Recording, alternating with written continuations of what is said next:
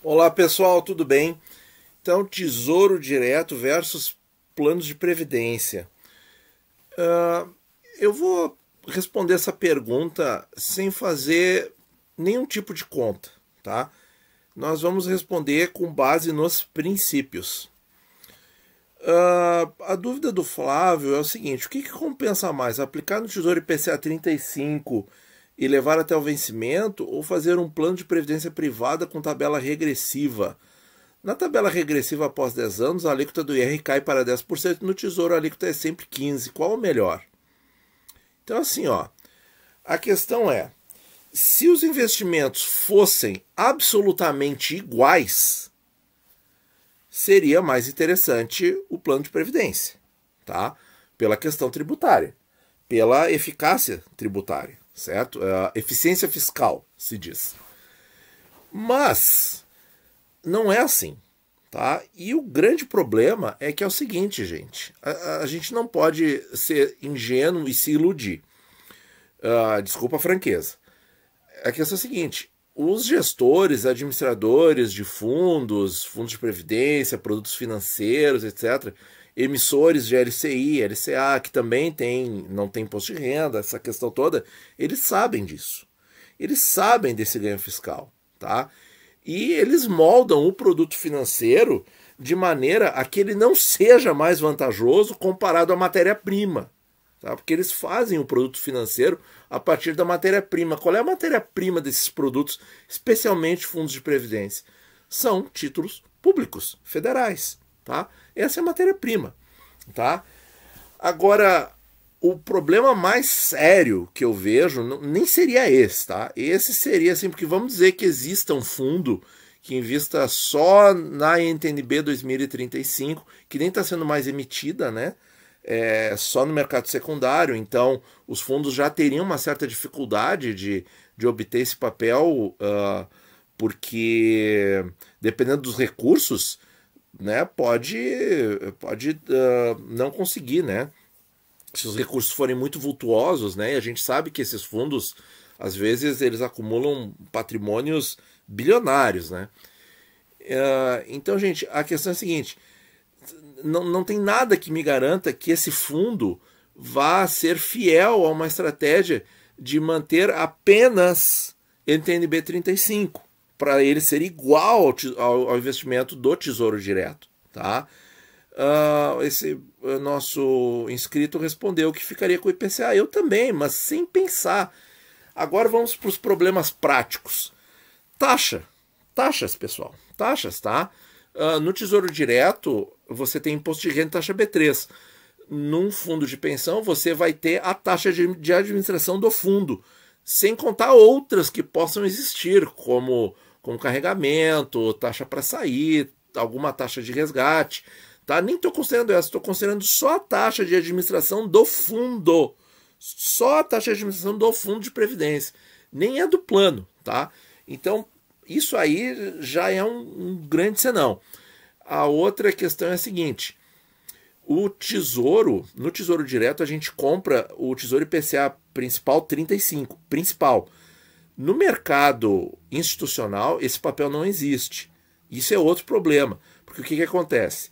O seu fundo de previdência, ele vai comprar NTNB 35, que é o Tesouro IPCA com juros. Não existe tesouro principal para as instituições, tá? Não existe, tá? Então, gente, ele vai comprar aquele papel com juros, que muitos torcem o nariz, não gostam desse tipo de investimento, certo? E aí o que a sua instituição vai fazer? Ela não vai te repassar os cupons semestrais. Ou eles vão reinvestir, ou eles vão fazer outra coisa, eu não sei, tá? Mas eles não te repassam isso. Esse é o fato, tá? Porque você não recebe de 6 em 6 meses um pagamento de cupom do seu fundo de pensão, tá? Então, isso é mais um senão. Então, o papel é diferente para eles e para nós, tá? Eles não te repassam os cupons. Eles têm taxas a mais, certo?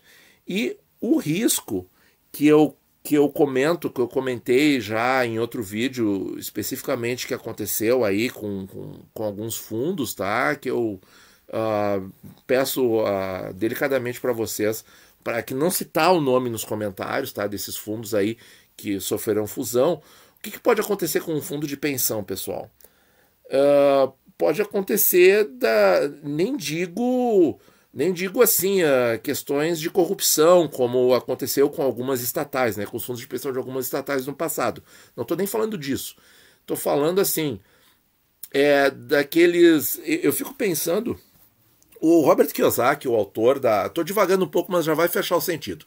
Robert Kiyosaki, ele é o autor do Pai Rico, Pai Pobre. Ele tem um dos livros dele que ele cita que o boom, né, os baby boomers ali dos anos 50 e tal, já faz um tempinho que ele fez essa previsão, vai quebrar a previdência norte-americana, né? Então por isso que a gente vê essa questão de reformas de previdência mundo afora, né? Até já vi um comentário também de um deputado alemão dizendo que tinha que ser 80 anos a idade para se aposentar lá, né? Já pensou, gente? Então, assim, o aumento da expectativa de vida acaba acontecendo isso, né? Então, pessoal, eles preveem assim, o resgate, né?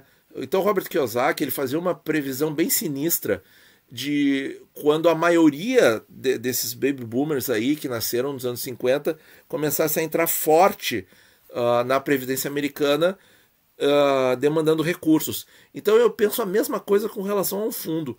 A gente não sabe a situação econômica no futuro. Então se um fundo hoje tem, sei lá, 10 mil cotistas, certo? E, sei lá, 5 mil deles se aposentam e os outros 5 mil dá uma crise financeira violenta e os outros 5 mil ficam sem emprego, né? O que vai acontecer com esse fundo, pessoal? Ele vai ter que pagar os seus cotistas, né, que vão estar aposentados, e os outros vão estar numa situação ruim, vão estar desempregados. E aí, o que vai acontecer com um fundo desse, pessoal? No caso de uma crise econômica, vamos dizer, sem precedentes, o que acontece para quem está no Tesouro? Vai ficar até o prazo. Não tem erro, certo? Não tem erro.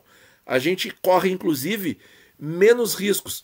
Olha só, num fundo de previdência eu corro o risco do gestor tomar uma decisão que eu não goste ou que eu seja contrário, dele ter uma ideia de investimento que não é a minha, tá? Que eu acho que é o principal, em primeiro lugar. Eu corro o risco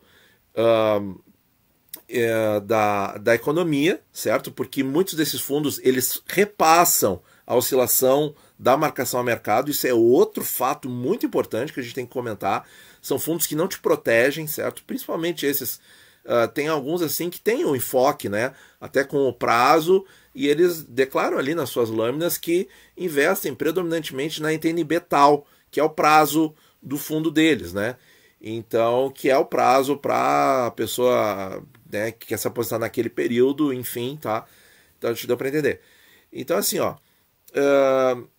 quando vem esses fundos, eles correm um risco de mercado. Além deles te repassarem a marcação a mercado lá no seu saldo, e quem tem fundo de pensão pode confirmar isso nos comentários, eu acho que vai ser bom, tá? O que acontece? Você não tem nenhum ganho a mais do que no Tesouro. Você só tem o ganho fiscal. É a única coisa. É a única coisa. E eles sabem que você tem esse ganho fiscal e eles trazem esse ganho para si com as taxas, tá? Então, assim, é um tipo de investimento que eu realmente não faço, não gosto e não sugiro para ninguém, tá? Daí ele comenta aqui, esqueci de mencionar na pergunta, mas o plano de previdência teria que ser algum que tivesse o Tesouro IPCA 35 na composição para manter a equivalência. Bom, manter essa equivalência é algo que não existe, tá? É mito, isso é impossível, tá? Porque os papéis são diferentes, tá? As instituições, os fundos, eles têm à disposição a NTN-B 35 e nós temos o Tesouro IPCA principal 35. Tá? E outra coisa, ter o 35 na composição não quer dizer absolutamente nada, certo? Ele teria que ser o único papel, teria que ser o único, tá? Em alguns fundos assim que você tem que procurar que nem agulha no palheiro, você pode achar o IPCA 35 como principal, como digamos assim, maior foco do fundo, mas como único, olha, acho difícil. Minha dúvida seria se a Previdência ganha do Tesouro pelo fato da alíquota cair para 10%. Não ganha. Não ganha, certo? Não ganha. E, de novo, eu estou falando só em princípios, tá? Só em princípios. Não preciso nem fazer conta. Aí você vê aqui, até pela resposta do outro inscrito, fiz previdência para minhas filhas, que arrependimento.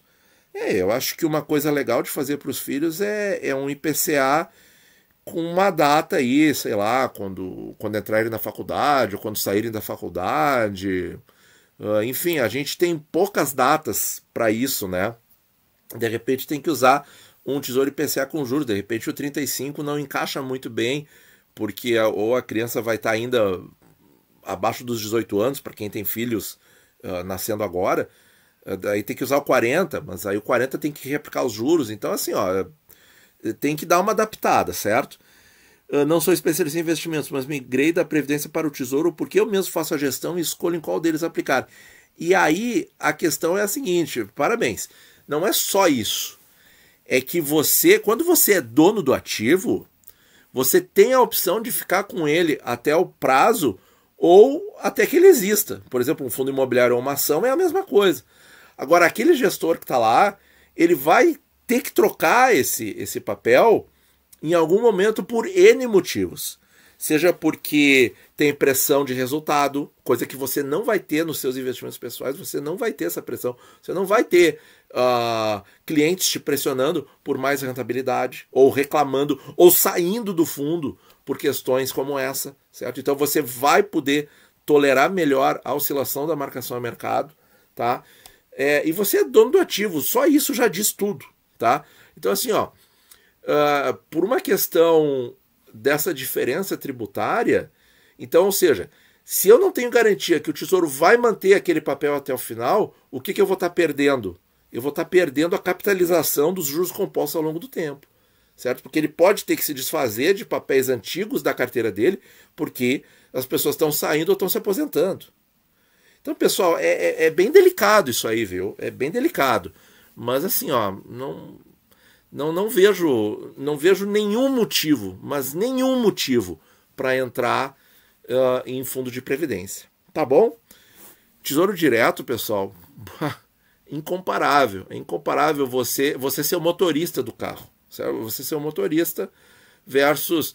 Isso que o exemplo é péssimo, né? Porque você contratar alguém para dirigir o seu carro, bom, você pode ter um benefício muito bom em troca, né? Mas você vai ter um custo com isso. No investimento é a mesma coisa, né? Porque só que no caso do investimento, eu não vejo qual benefício eu teria comparado a contratar um motorista, ao invés de eu mesmo dirigir o carro, né? Que seria você mesmo administrar os seus investimentos ou terceirizar para um fundo qualquer. Eu não vejo vantagem nisso. Mas por isso que eu falei que o meu exemplo é péssimo, mas porque o motorista, pelo menos, ele vai me dar conforto, certo? Ele vai me dar conforto e assim, e o conforto que você tem ao investir num fundo qualquer, de previdência ou não, esse conforto é psicológico e ilusório, tá? Porque os fundos, hoje em dia, eles transmitem as oscilações do que acontece na economia e no mercado. Tá bom, gente? Muito obrigado por ouvir e bons investimentos a todos no Tesouro.